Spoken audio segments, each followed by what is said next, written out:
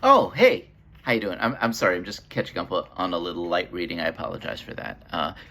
You've caught me. My name is Mark Levitt, and welcome to another episode of What I'm Thinking. It's a exciting exploration into what I'm thinking pop culturally, an odyssey, if you will, into my mind. So basically, I talk about television, movies, celebrities. So what's been happening lately? Anyway, well, a couple of weeks ago, we learned that Pete Davidson was bumped off SNL because of the writer's strike, which was really unfortunate. I'm thinking to myself, what a terrible tragedy, because what a talent that guy is, Davidson is. I mean, no, not really. I mean, all he ever does is play himself in movies. Yet you have other people like Meryl Streep and Robert De Niro deeply immerse themselves in their characters. But what does Pete Davidson do? Basically, deeply immerse himself in himself. It's like, okay, Davidson, you in this film you're playing a weed puffing, smart ass slacker with tattoos. You think he can handle that? You think he can manage it? Him and Seth Rogen too, for that matter. Seth Rogen just plays himself in movies. Okay, Seth Rogen. I'm thinking in this movie you're an amiable but slightly dim-witted goof with a bronchial laugh. You think he can pull that off? How absurd would it be if Pete Davidson taught an acting class with Seth Rogen? You think you'd go to that class and pick up any new methodology or anything? No, be pretty ridiculous. I guess the only perk from going to that class with them is scoring some free weed, maybe. Lately, a lot of my shows have ended, but like Barry and Miss Maisel and Succession. In the case of Barry and Mrs. Maisel, those TV shows, they did all these irritating time jumps at the tail end. It's like, way to fuck up any continuity, guys. It's like, that's what we need. We want to skip over any plot development. We want you to skip forward 10 or 15 years to you're all married, have kids, and looking back on your life. Yeah, that's really deeply satisfying. That's what we want. Well, all they'll probably do now is, young Sheldon, they'll do a time jump on that show and just make the character flash forward into the Big Bang Theory. Speaking of young Sheldon, if you've been tuning into the show these days, you've been noticing that they're basically downsizing the young Sheldon character. They're phasing the kid out of his own show. I don't know.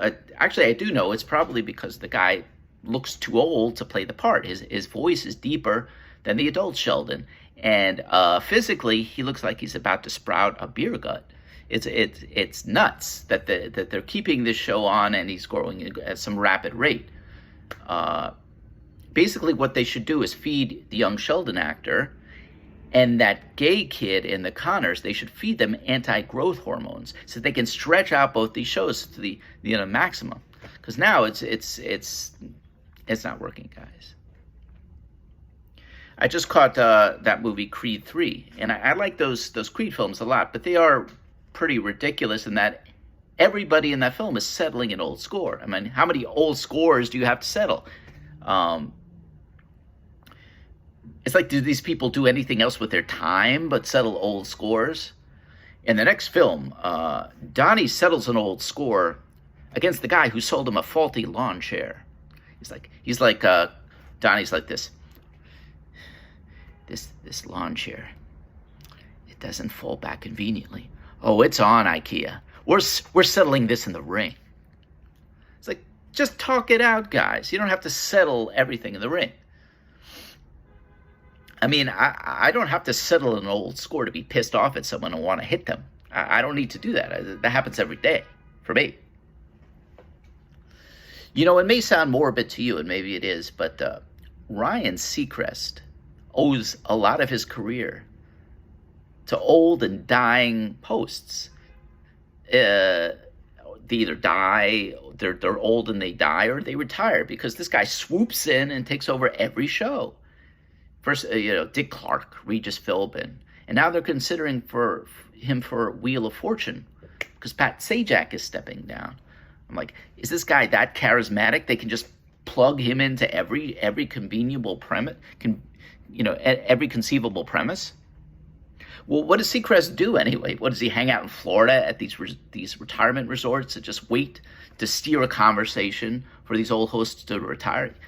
You know, Pat, you're not dying yet, okay? But Wheel of Fortune, 40 years—that's a long time, right?